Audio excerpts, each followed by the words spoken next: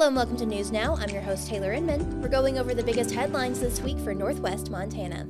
The pilot of the Two Bear Air helicopter involved in last week's armed standoff said that while the aircraft and its crew survived unscathed, they were repeatedly targeted by a laser sight as they flew in support of area law enforcement. Search and rescue pilot Rob Charrett said the suspect was pointing the laser at the aircraft and pulling the trigger.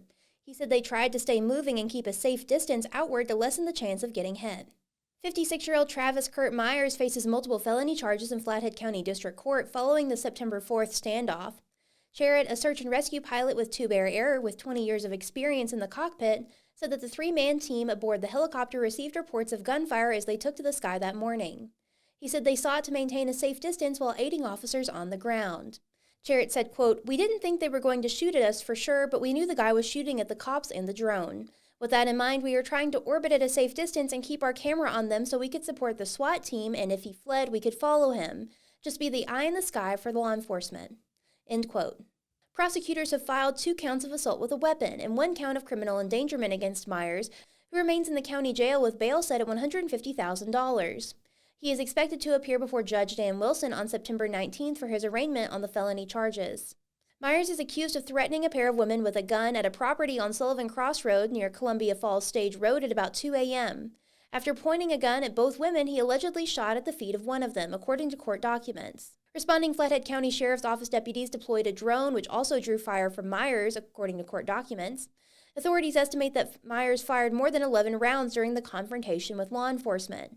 Prosecutors allege 2 of those were aimed at Two Bear Air. Officials said that authorities took Myers into custody with a Sheriff's Office K-9 unit.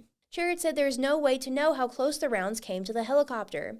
He said they filmed the entire incident and got footage of him shining a laser, which was mounted to a rifle, and that they could see the muzzle flashing. Charrett said that the laser pointed at the helicopter was as concerning as the gunfire. He said lasers can cause eye damage and temporarily blind pilots, elevating the risk of an accident. It can also bounce around the cockpit, causing a distraction. He said he's only been hit by a laser once, and it scattered around like a light show in the cockpit. He said that occurred during a mission in Idaho earlier this year. Charrett said Two Bear Air had picked up an individual injured in a plane crash and flown them to a hospital. Someone targeted the helicopter with a laser light as it headed back toward Montana, he said. As for being shot at, Charrett said last week's incident was the first, as far as he knows. If it seems a little smoky this week, it could be related to multiple prescribed burns that are taking place in and around the valley, including in the Flathead, Swan, and Stillhead Forest, as the summer season begins to wind down. Both Forest Service lands and State Department of Natural Resources and Conservation lands will see burns. The Flathead National Forest is planning on completing prescribed burn projects in various districts, each with their own goals. National Forest officials said each burn is outlined in a prescribed fire burn plan, where the areas are located and designed to be controlled to reduce the potential for adverse effects, according to the Forest Service. A few prescribed fires will be visible from Whitefish as fire officials target the divide north of Whitefish Mountain Resort. The Taylor Hell Roaring Project includes 300 acres of land located on the uphill side of Forest Service Road 9790. The objective, according to Forest Service officials, is to reduce the risk and severity of large-scale fires. There are 2 other projects in the district. The Dateline Project includes 90 acres in the Upper Good Creek area to reduce slash and debris caused by harvest. The Whitefish Municipal Watershed Project will burn 200 acres of natural fuels to reduce stand density, improve mule deer and elk habitat, and prepare for the planting of whitebark pine. The Spotted Bear Ranger District of the Flathead National Forest will burn to reduce fuel loading, increase winter range forage, and reintroduce fire into the ecosystem. Officials said that some of the burns aim to reduce conifer encroachment and provide a winter range ecosystem for wildlife.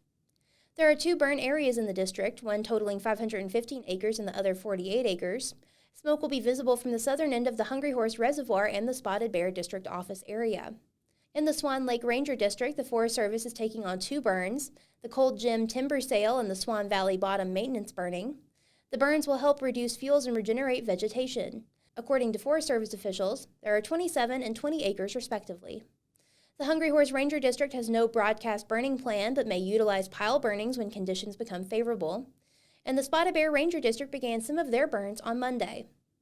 The Department of Natural Resources Conservation Northwestern Land Office is also planning prescribed burns in the Stillwater and Swan State Forests this fall on 18 state land trust units ranging from 14 to 216 acres in the Main Woodward and South Woodward drainages. The efforts will reduce dangerous fuels, promote forest regeneration, and protect nearby communities, according to the state agency.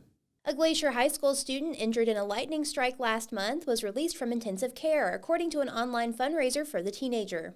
A GoFundMe page created by Maddie Schaefer, the student's sister, described his improvement in a September 10th update posted to the fundraising page.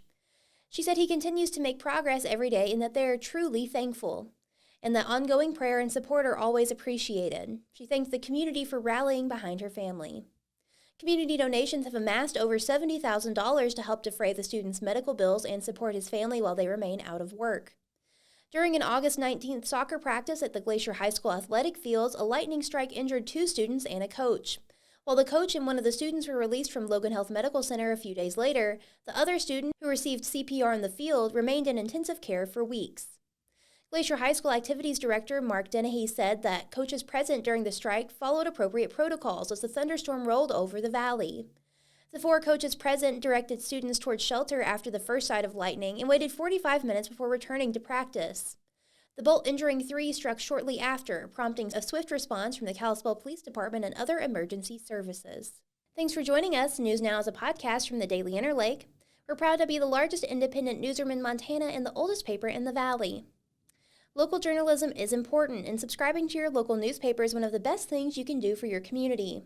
The Daily Interlake is celebrating its 135th birthday with a special subscription offer of only $19.50 per month for a home-delivered newspaper plus full digital access to all 8 of our award-winning independent newspapers. Give us a call at 406-755-7018 to sign up today and do your part to keep community journalism alive and thriving. Everybody stay safe and have a great week. Thanks to our sponsor, Lauren's Auto Repair at 1309 U.S. Highway 2 in Kalispell. Most consistently rated 5-star shop serving the Kalispell area. Visit laurensauto.com.